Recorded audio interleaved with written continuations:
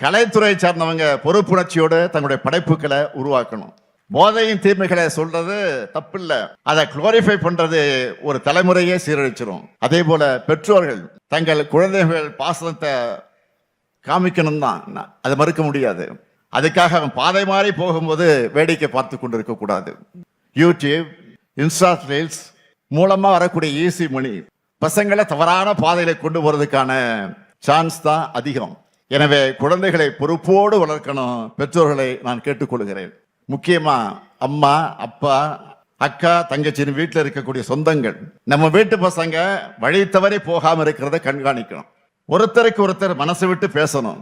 மன விட்டு பேசினாலே பாதி பாரம் குறைஞ்சிரும். தவறான பாதைக்கு போகக்கூடிய தேவை நிச்சயமாக இருக்காது. அதே போல் ஆசிரியர்கள், சமூக வலைதள பிரபலங்கள்னு எல்லாருமே போதைப் பொருளுக்கு எதிரான விழிப்புணர்வை தொடர்ந்து பரப்பணும்னு நான் கேட்டுக்கிறேன்.